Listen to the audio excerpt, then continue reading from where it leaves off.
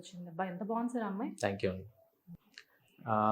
She's okay, అందరు క్యూట్గా ఉంటుంది, బాగుంటుంది అంటున్నారు. ఇంతకంటే కూడా షీఈ్ వెరీ గుడ్ పర్ఫార్మర్ అండి.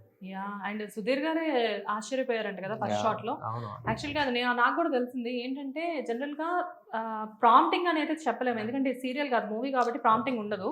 కాకపోతే ఏంటంటే తెలుగు అమ్మాయిలు అంటే దట్ ఈస్ ఓకే. తెలుగు అమ్మాయిలు కూడా పాపం భాష మీద గ్రిప్ లేక సరిగ్గా డైలాగ్స్ చెప్పని రోజులు ఇవి. కానీ ఆ అమ్మాయి ఎక్కడి నుంచో వచ్చి చక్కగా వర్డ్ టు వర్డ్ అంతా కూడా చాలా నేర్చుకుందండి. క్లియర్ గా తను నేర్చుకుంది. తెలుగు నేర్చుకున్నారా? ఆ వర్డ్స్ నేర్చుకుంది. తెలుగు నేర్చుకుంది నేను చెప్పలేను, అంటే అంత సరిపోతుంది తనకి చెప్పాల్సిన లైన్స్ కరెక్ట్గా చెప్తే చాలు.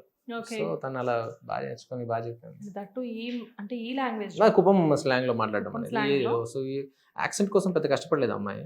తనకి వాయిస్ నోట్లు పెట్టేవాడు మా అసోసియేట్ వాస్తవం.